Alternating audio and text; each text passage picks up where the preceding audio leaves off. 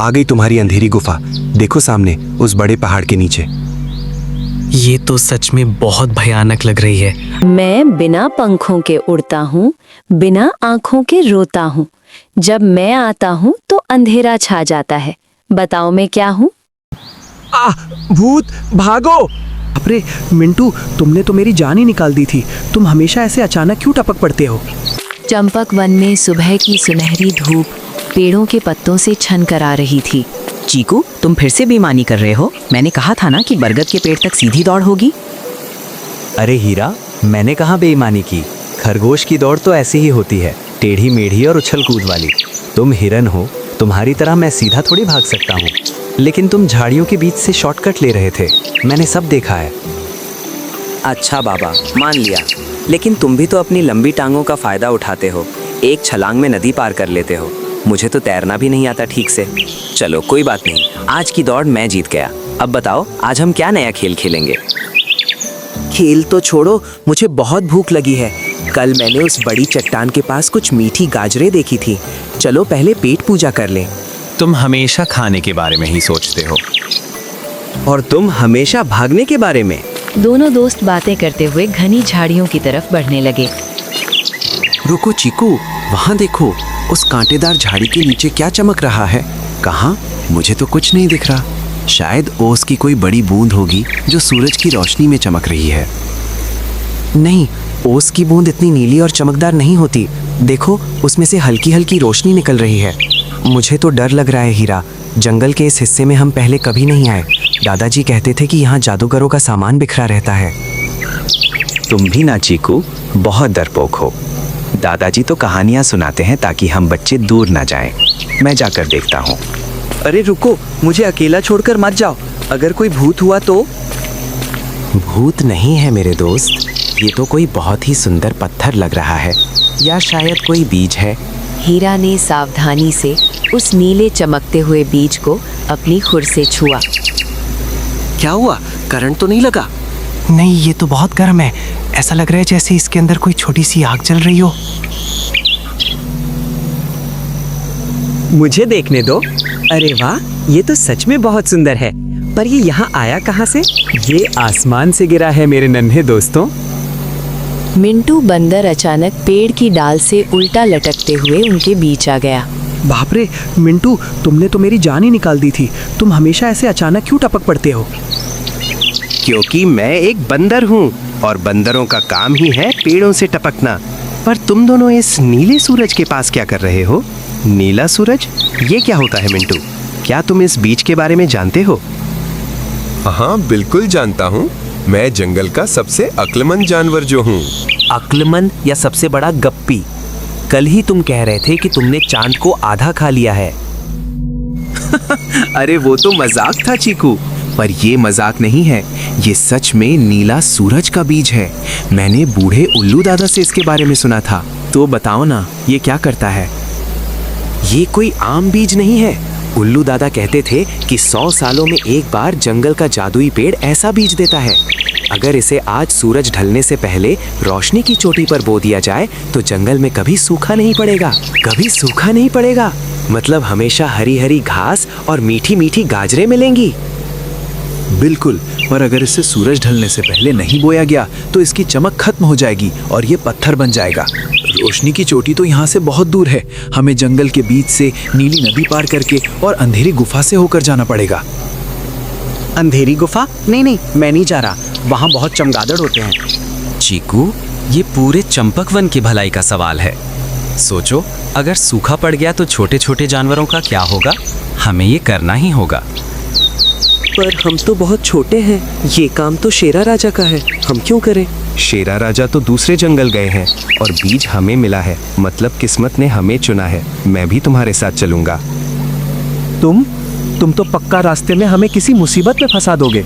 अरे नहीं भाई, मैं तो पेड़ों पर चढ़कर रास्ता देखूंगा। मेरी वजह से तुम लोग जल्दी पहुंच जाओगे। ठीक है, हम तीनों मिलकर जाएंगे। चीकू, तुम बीज को अपने नर्म पत्तों वाले थैले में रख लो। ठीक है, पर अगर मुझे रास्ते में डर लगा तो मैं वापस आ जाऊंगा, पहले ही बता रहा हूँ। तीनों दोस्त रोशनी की चोटी की तरफ अपनी लंबी यात्रा पर निकल पड़े। जल्दी चलो चीकू, तुम तो चींटी से भी धीरे चल रहे हो। मैं चींटी नहीं हूँ, मेरे पैर दर्द कर रहे हैं। हम लगातार 2 घंटे से चल रहे हैं। हिम्मत मत हारो चीको, देखो हम नीली नदी के पास पहुंचने वाले हैं। मुझे पानी के बहने की आवाज़ आ रही है। पानी की आवाज तो आ रही है, पर उसे पार कैसे करेंगे? नदी तो बहुत गहरी है और मुझे तैरना नहीं आता। चिंता मत करो, मैं पेड़ों की लताओं से एक पुल बना दूंगा। नदी के पास कोई पेड़ नहीं है मिंटू, यहाँ सिर्फ रेत है। तीनों नदी के किनारे पहुँचे, जहाँ एक विशाल हाथी पानी पी रहा था। अरे ये तो गौरी मौसी है।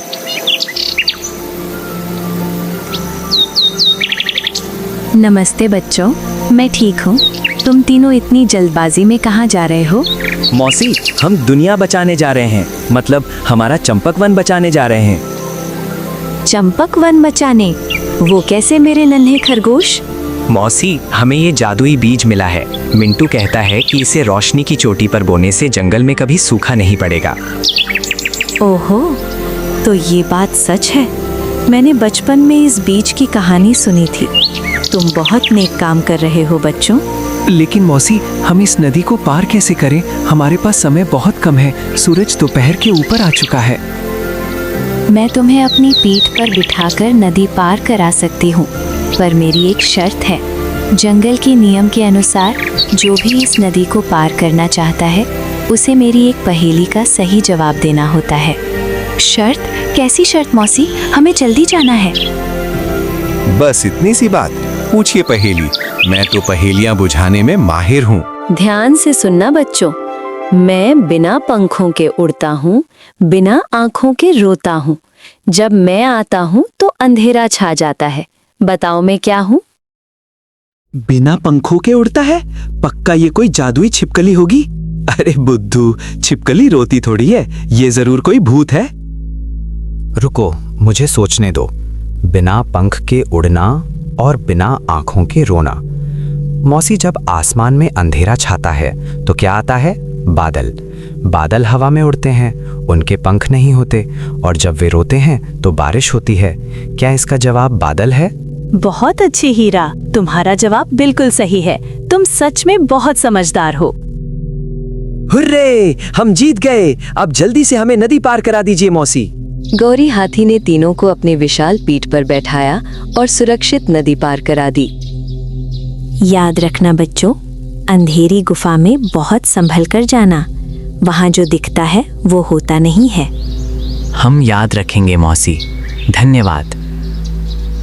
अब यह अंधेरी गुफा कितनी दूर है? मेरा पेट फिर से गुड़गुड़ा रहा है। लो, आ गई तुम्हारी अंधेरी गुफा। देखो सामने, उस बड़े पहाड़ के नीचे। ये तो सच में बहुत भयानक लग रही है। अंदर तो कुछ भी नहीं दिख रहा।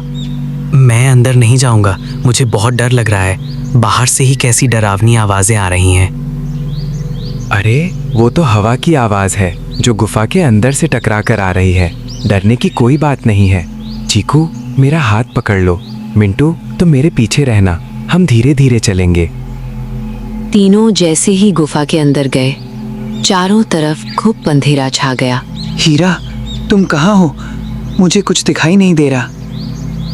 मैं यही हूँ चीकू, घबराओ मत। आउच, ये मेरी पूंछ पर किसने पैर रखा? मैंने नहीं रखा, मुझे तो अपनी नाक भी नहीं दिख रही। शांत हो जाओ दोनों, हमें इस अंधेरे में कोई रास्ता खोजना होगा। रास्ता खोजना है तो मेरे गाने सुनो। भूत, भागो! डरो मत चीकू, ये आवाज तो किसी पक्षी की लग रही है। कौन हो तुम? मैं लूसी हूँ, जंगल की सबसे सुरीली तोता। मैं इस गुफा में रहती हूँ क्योंकि यहाँ मेरी आवाज बहुत अच्छी गूंजती है। तोते गुफा में कब से रहने लगे? तुम तो पेड़ों पर रहती हो ना? मैं आम तोता नहीं हूँ मिंटू बंदर, मुझे अंधेरे में भी दिखाई देता है। तुम लोग यहाँ क्या कर रहे हो? लूसी, हमें रोशनी की चोटी तक जाना है। हमारे पास एक जादुई बीज है जिसे सूरज ढलने से पहले बोना है। क्या तुम हमें गुफा के बाहर निकलने का रास्ता दिखा सकती हो? बिल्कुल, पर तुम्हें मेरे पीछे पीछे आना होगा। मैं गाना गाऊंगी, तुम लोग मेरी आवाज सुनकर मेरे पीछे आना, क्योंकि संगीत में जादू होता है नन्हे खरगोश। चलो शुरू करते हैं। लूसी ने एक बहुत ही मीठा और सुरीला गाना गाना शुरू किया। उसकी आवाज गुफा में गूंजने लगी। कदम बढ़ाओ मत घबराओ, अंधेरे के पार है सवेरा, मेरे पीछे पीछे आओ। ये गाना तो सच में बहुत अच्छा है। मेरा डर अब थोड़ा कम हो रहा है। हाँ, बस लूसी की आवाज का पीछा करते रहो, हम जल्दी ही बाहर निकल जाएंगे। मुझे तो नींद आ रही है इसके गाने सुनकर। मिंटू, सोने का समय नहीं है, आंखें खुली रखो। लूसी के गाने की मदद से वे जल्द ही गुफा के दूसरे छोर पर पहुंच गए। बाहर रोशनी देखकर उनकी आंखों में चमक आ गई।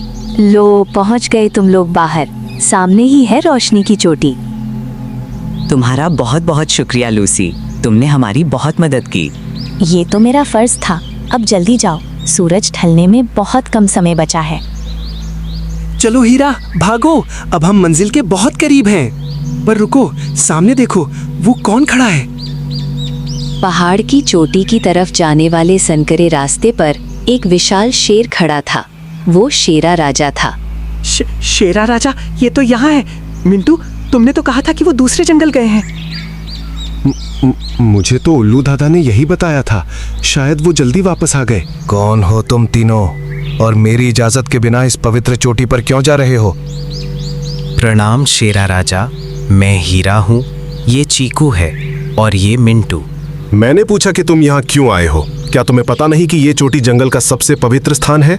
यहाँ किसी को भी आने की अनुमति नहीं है। राजा जी, हम जंगल को बचाने आए हैं महाराज। जंगल को बचाने? तुम 3 छोटे बच्चे मेरे जंगल को कैसे बचाओगे? मुझे हंसाओ मत। महाराज, हीरा सच कह रहा है। देखिए, चीकू के पास जादुई बीज है। चीकू ने कांपते हाथों से अपने थैले से वो नीला चमकता हुआ बीज निकाला। ये तो नीला सूरज का बीज है। तुम्हें ये कहाँ से मिला? ये हमें जंगल की झाड़ियों में मिला महाराज।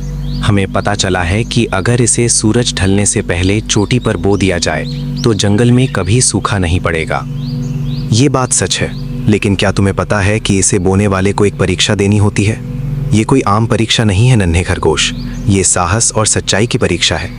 जो भी इस बीज को बोएगा उसे अपने सबसे बड़े डर का सामना करना पड़ेगा। मैं तैयार हूँ महाराज, मैं अपने जंगल के लिए कुछ भी कर सकता हूँ। नहीं हीरा, तुम अकेले क्यों करोगे? हम तीनों साथ आए हैं, हम साथ मिलकर ये परीक्षा देंगे। हाँ महाराज, हम बंदर चंचल जरूर होते हैं पर डरपोक नहीं। हम तीनों तैयार हैं। बहुत अच्छे, मुझे तुम्हारी ये एकता देखकर बहुत खुशी हुई। दरअसल यही तुम्हारी परीक्षा थी। ये बीज केवल वही बो सकता है जिसके मन में स्वार्थ ना हो और जो अपने दोस्तों के लिए खड़ा हो सके। तुम तीनों ने साबित कर दिया है कि तुम इसके लायक हो। क्या मतलब कोई और परीक्षा नहीं है? ओह, मेरी तो जान में जान आई। मुझे लगा था कि अभी आग के गोले से कूदना पड़ेगा। सूरज ढलने वाला है बच्चों, जल्दी जाओ और उस बीज को चोटी के बिल्कुल बीच में मिट्टी में दबा दो।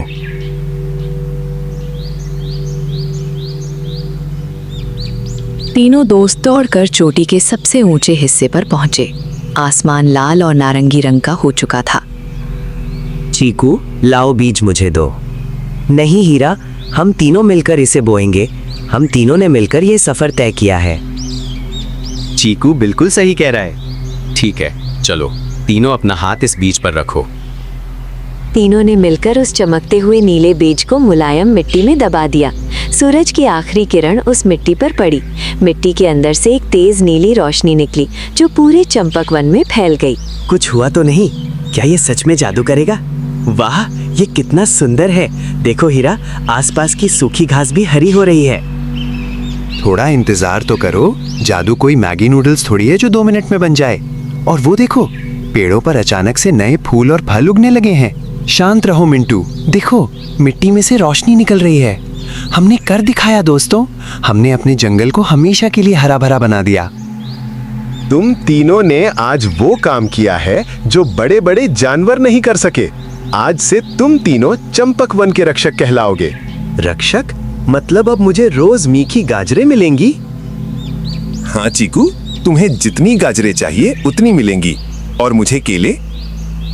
तुम्हें भी मिंटू, तुम सबके लिए पूरे जंगल में कभी खाने की कमी नहीं होगी। धन्यवाद महाराज, लेकिन हमारी असली खुशी इस बात में है कि अब कोई भी जानवर भूखा नहीं सोएगा। तुम सच में बहुत महान हो बच्चों। गौरी मौसी और लूसी तोता भी चोटी पर पहुंच चुके थे। मैंने तो पहले ही कहा था, इन बच्चों में बहुत साहस है। अरे लूसी, तुम भी आ गई। अब तो एक गाना हो जाए खुशी के मौके पर। क्यों नहीं, आज तो पूरा जंगल गाएगा। चलो बच्चों, अब घर चलने का समय हो गया है। तुम्हारे माता पिता तुम्हारी चिंता कर रहे होंगे। हाँ मौसी, चलो चलता है। पर इस बार मैं पैदल नहीं चलूंगा। मौसी, क्या आप मुझे अपनी सूंड पर बैठा लेंगी? बिल्कुल नन्हे चीकू, आ जाओ। और मैं मौसी के सिर पर बैठूंगा। तुम दोनों कभी नहीं सुधरोगे।